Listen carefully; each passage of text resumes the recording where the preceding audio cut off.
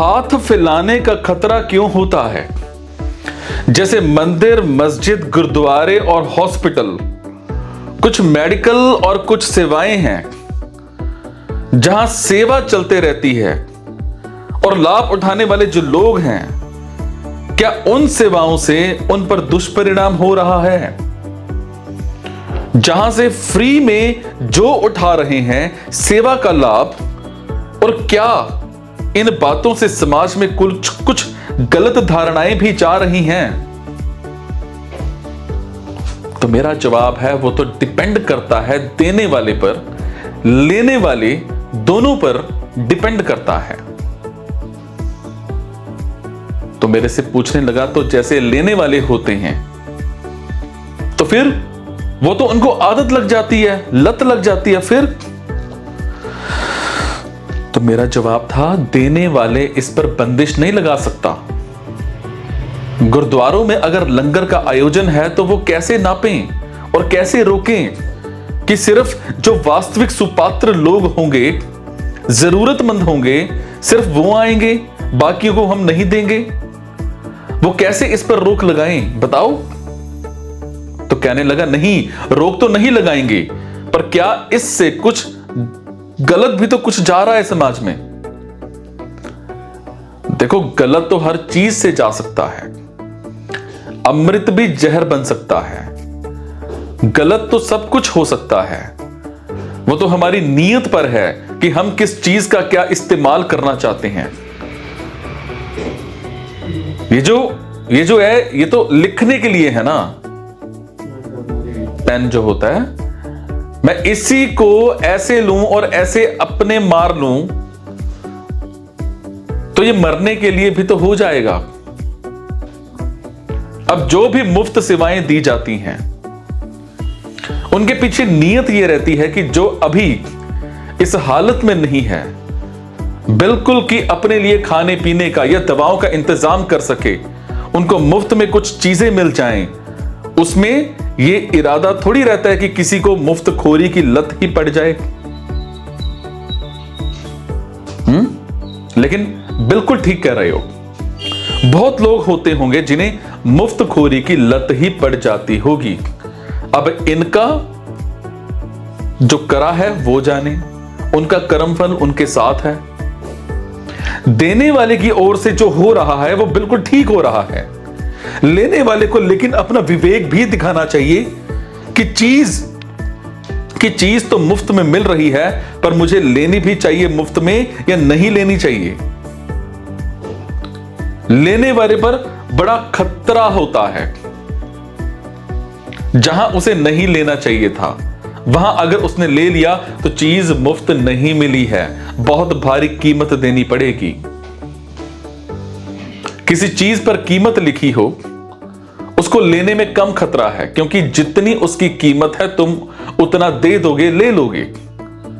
पर कोई चीज अगर मुफ्त हो तो उसको लेने में बहुत सतर्क रहना पड़ता है, क्योंकि जो चीज मुफ्त है वो सिर्फ उनके लिए है जो एकदम जरूरतमंद हैं। तुम एकदम ही जरूरतमंद नहीं हो और तुमने कोई चीज मुफ्त में ले ली तो तुम्हें उसकी 5 गुनी कीमत देनी पड़ेगी। एक शब्द होता है सत्य के लिए, आत्मा के लिए। बड़ा ये सुंदर रहा है वैदिक परंपरा में। नकार की भाषा का प्रयोग करके सत्य की ओर 50 तरह के इशारे करे हैं। ठीक है, जैसे हम कहते हैं अनादि, अनंत, अरूप, निराकार, वैसे ही सत्य के लिए एक शब्द होता है अयाची। क्या? अयाची। अयाची माने जानते हो? जो कभी किसी से याचना नहीं कर सकता, जो कभी किसी से कुछ मांग नहीं सकता। और अहंकार क्या होता है? सदा याची। सदा याची। तो एक श्रोता और कहने लगा कि जो तो जैसा अभी हम किसी चीज में फंस जाते हैं और इतना आसानी से फिर वो निकलता नहीं है, थॉट, विचार, जैसे मेरे मन में कुछ करना है तो वो आ गया, समझ गया है इंटेलेक्चुअली कि ठीक है वो करके क्या हो जाएगा। जैसे अभी एक एग्जांपल है मेरे सामने, अभी रिसेंटली, हाल ही में रिसेंटली तो एक शिविर का था जिसमें ध्यान और आसन की पद्धतियां सिखाने के लिए जाना पड़ता है, मतलब सीखने के लिए बुलाया जाता है। लेकिन मुझे वो नहीं करना है क्योंकि मुझे लगता है कि उससे वो नहीं मिलेगा जो मुझे चाहिए, या फिर अभी की परिस्थिति में जो मुझे करना है वो उस रास्ते में सहायक नहीं है। लेकिन वो अंदर जैसे ही पता चला कि मैं जा सकता हूं तो मुझे अच्छा लगता है ये इस तरह से करना। ऋषिकेश में जाके कुछ समय बिताना, लेकिन जैसे ही वो थॉट आता है तो वो चलते रहता है। हालांकि वो जो शिविर की डेट है वो जाने के बाद वो निकल जाता है, लेकिन उतने दिन, जैसे 10 दिन तक वो चलते रहेगा जब तक उसकी डेट निकल नहीं जाती। चाहे वो हफ्ते भर का है, वो करके मैं उससे फ्री हो सकता हूं, लेकिन ये इससे कैसे फ्री होना है। तो मेरा जवाब था, कर ही आओ ना, फ्री क्यों होना है। कुछ और नहीं होगा तो नहाना गंगा में। इतना ही कोई बुला रहा हो अनुभव तो गुजर लो उससे भाई। 10 दिन व्यर्थ होंगे लेकिन जीवन भर के लिए सीख मिल जाएगी। और अगर कहीं व्यर्थ ना हो तो अच्छी बात है ना। हम बार बार कहते हैं ना कि अपने बारे में जब पता है कि गलतियां करते हो तो फिर बड़ी गलतियों से बचो। लेकिन अपने बारे में पता भी कैसे चलेगा कि गलतियां करते हो।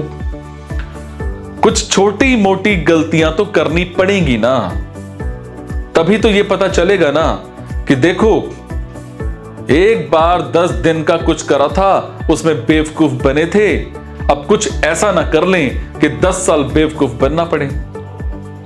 नहीं तो यह होगा कि 10 दिन वाली गलती नहीं करोगे तो फिर 10 साल वाली गलती कर जाओगे।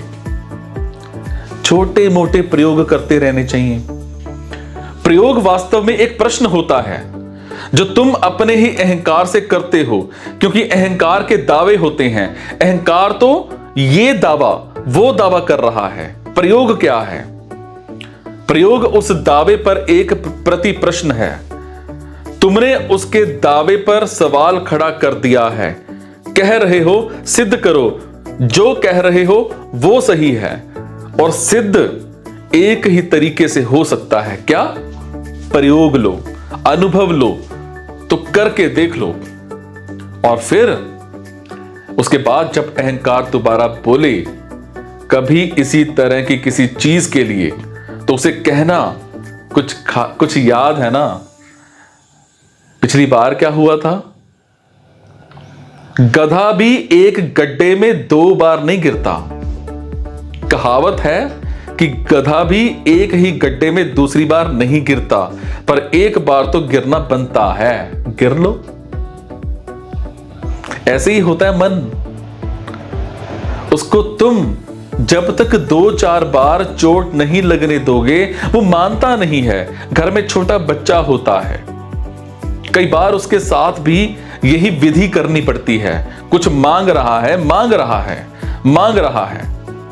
अब वो तुम उसे समझा रहे हो, नहीं मान रहा है, तो तुम्हें उसे छोड़ देना पड़ता है कि जा गिर।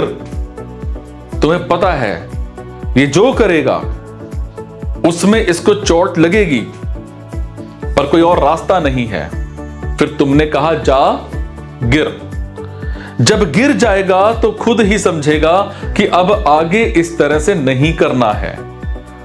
पर ये ना करने देना कि पहाड़ से गिरने दिया उसको कि जा गिर, बहुत सोच समझ के कि थोड़ा सा गिरे बस।